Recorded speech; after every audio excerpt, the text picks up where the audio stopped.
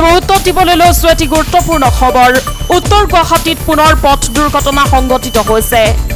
নিচাসক্ত যুৱকৰ বাইক সোমাল দোকানত। তীব্ৰবেগী বাইক আৰোহীয়ে স্কুটি আৰোহীক খুন্দিয়াই দোকানত প্ৰৱেশ।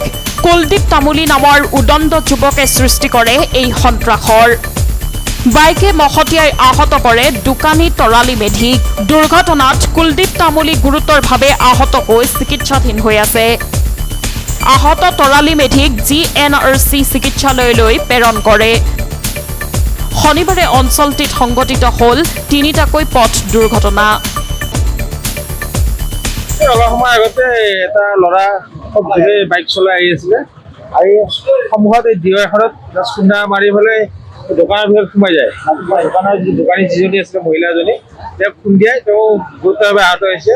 তেওঁক অলৰেডি GNRC মেডিকেললৈ নিয়া হৈছে আৰু লগত যিজনে খুন্দিয়াইছে তেওঁ গুৰুতৰভাৱে অসুস্থ, তেওঁকো মেডিকেললৈ লৈ যোৱা হৈছে। অত্যাধিক স্পীডত আহিছে, অত্যাধিক স্পীডত 110-20 ৰাজ্য গুৱাহাটী 110 বেছিয়ে কিজানি স্পীডত। কি ক'ব? বহুত স্পীড, বহুত হৈছে। আপোনাৰ আহি থকা চাউণ্ড 110 চাউণ্ড আছে, এখন ডিঅ'খন খুন্দিয়াইছে, খুন্দিয়াই মাৰ্কেটত গৈ এনেকৈ বহি মাৰ্কেটত খুন্দিয়াই আহি নিজে আপুনি তাতে পৰে। নিচাযুক্ত দ্ৰব্য খাই থকা যেন অনুমান হয় নেকি? অনুমানটো হয়েই, নৰ্মেল নাছিলে। 100% নিচা আছে।